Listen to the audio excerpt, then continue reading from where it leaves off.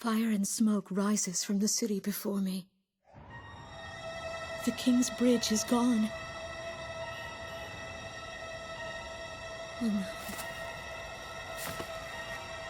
No! Matilda! I vaguely hear a scream of terror that sounds much like my own voice from afar. I feel as though the Golden King's gentle smile is moving farther away from me.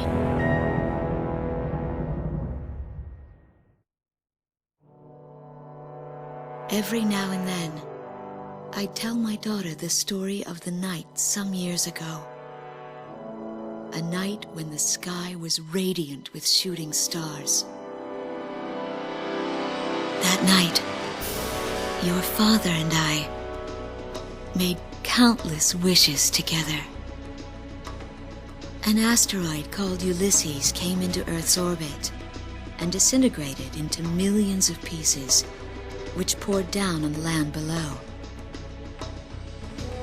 As we watched the shooting stars that night, fragments from the asteroid rained down on our eastern neighbor, Estovakia, damaging a great deal of their infrastructure and devastating their economy.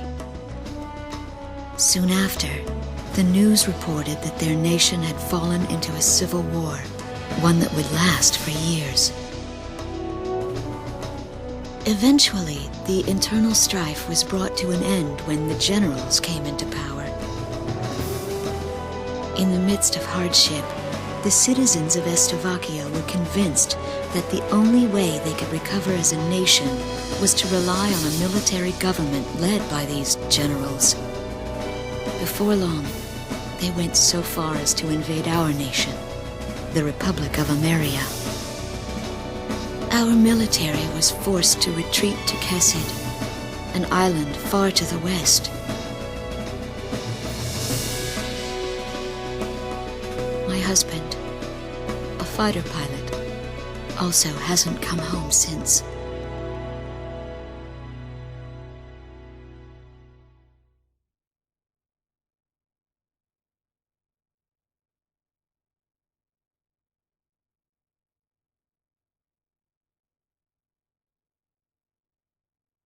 I walk on. I am unable to think. All I can do is follow the others. Ever since we came to the twisted remains of my daughter's school bus, my soul has left me. I am empty.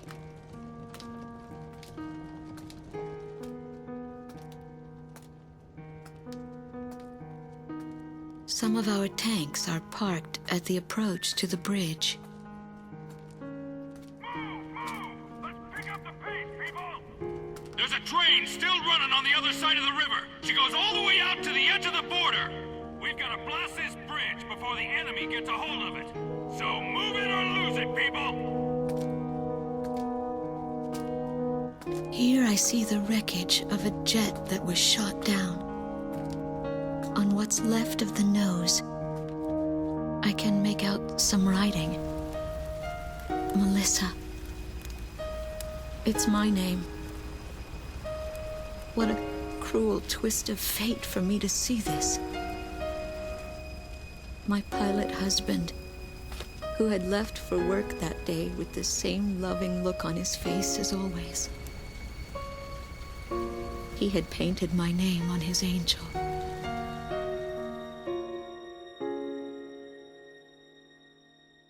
I go into the crowd on the train and endure 2 weeks of pure hell before finally ending up at a refugee camp at the border.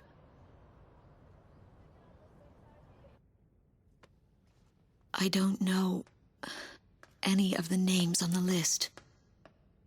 My compatriots, who have now become refugees, gather around a single radio to listen to the broadcast.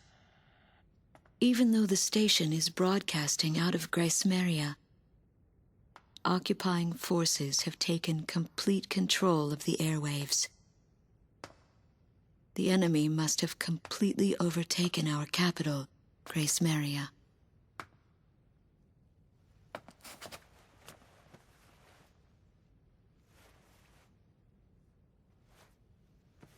And although newer parts of the city have suffered considerable damage, the castle and a significant section of the old quarter have escaped relatively unscathed. The castle's okay. However, Thank God.